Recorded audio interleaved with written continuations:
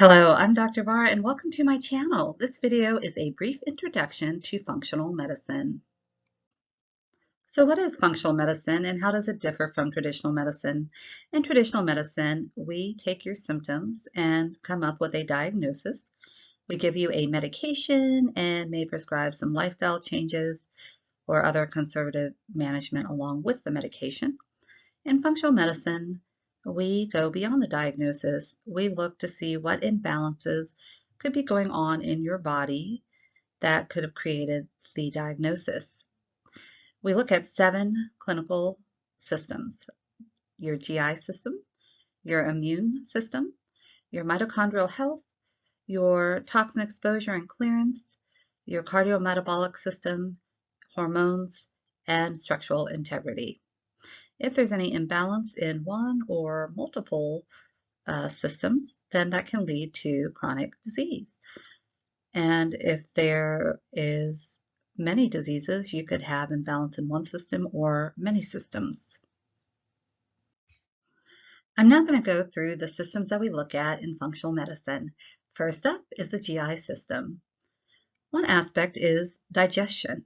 Do you have enough digestive enzymes to help break down your proteins, fats, and carbohydrates into individual micronutrients that are needed for many processes in the body? If you are deficient in digestive enzymes, your food may not be broken down completely, which then can lead to nutritional deficiencies.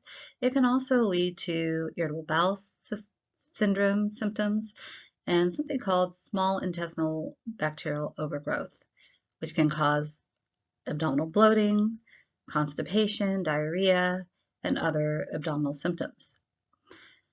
We also look at something called intestinal permeability. Intestinal permeability is where there's a defect in the lining of the gut wall, which then allows molecules that shouldn't go through the gut wall into your bloodstream through, and then that triggers an immune reaction, which can trigger food allergies, food sensitivities, food intolerances, and also autoimmune disease. Your gut also plays a big role in your immune system. You have something called the GALT, which helps to fight disease. So if your gut is off, it can also make you more susceptible to illness. We look at your gut microbiome. Do you have the proper mix of normal bacteria, which also helps aid further digestion? If your gut microbiome is off, it can lead to chronic disease such as insulin resistance, anxiety, and obesity. We also look at infections. Are there any infections such as parasites, yeast, or bacteria that aren't picked up in traditional stool tests? And if you do have that, many times treating those can definitely help your symptoms. And then we also look at the gut-brain axis, where the gut communicates with the brain through the vagus nerve, and that can affect your moods, your anxiety, focus, and attention if your gut health is off. Another system we look at is your immune system. How is your immune system operating? Have you developed any food allergies, sensitivities, intolerances that are contributing to your symptoms? And why have you developed these? Do you have something called leaky gut, which is the same thing as intestinal permeability? As I mentioned in the previous slide, this is where there's a defect in your gut that allows molecules to go through that shouldn't be, and it stimulates your immune system to have a response to certain foods or other triggers. Another aspect we look at in functional medicine is your toxin exposure and toxin clearance. In traditional medicine, we typically just worry about industrial exposures and tend to focus on that. But we don't look at everyday exposures that we are being exposed to through our foods, water supplies, and other environmental toxins.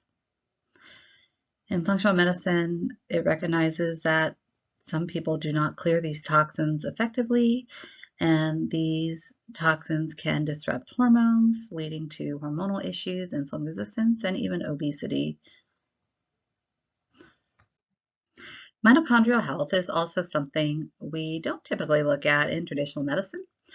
In traditional medicine, I've heard of what mitochondria are and know where they are in a cell, but we don't focus as far as making sure mitochondrial health is optimal. Mitochondria are little powerhouses in each of our individual cells that produce energy, or ATP. If you don't have good mitochondrial health, you don't have the energy to run the various processes that are needed into your body. And so a lot of chronic disease, including chronic fatigue syndrome, migraines, depression, anxiety, and cognitive disorders, are a result of poor mitochondrial health. So optimizing mitochondrial health to make sure they're working properly can help lead to feeling better. Another system we look at is cardiometabolic system.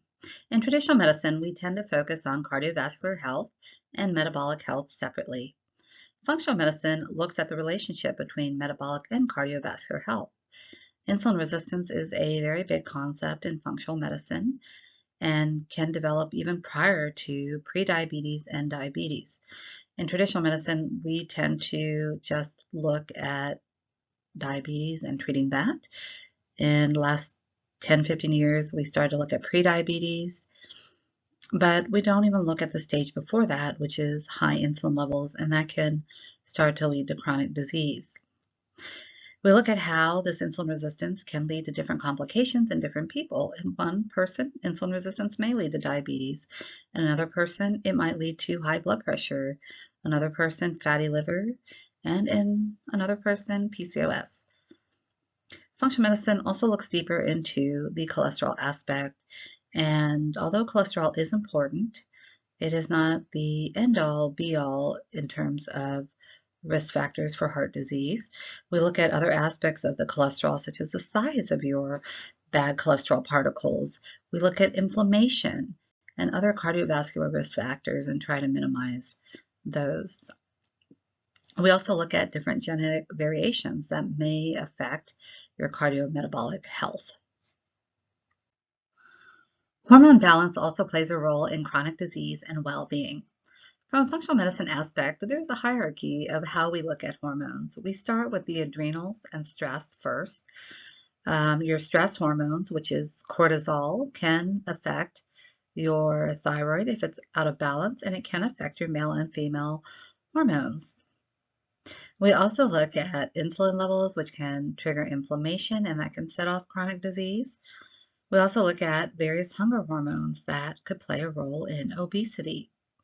With all the hormones, we look at production. How are you producing your hormones? What's affecting it? Transport. How are they transported through your body on various proteins? The sensitivity of your hormones. Are they being recognized in your body? And the detoxification of hormones. If you don't detox properly, you can end up with certain forms of hormones that are actually cancer-causing, especially with some of the estrogens. So we'll delve deep into that in future videos. So in summary, functional medicine gives additional tools to my traditional medicine skills. It goes beyond a diagnosis and tries to help fix imbalances in the body so that maybe you can get off your medicines or at least do a lower dose, and minimizing drug interactions and side effects. We primarily try to use food as medicine.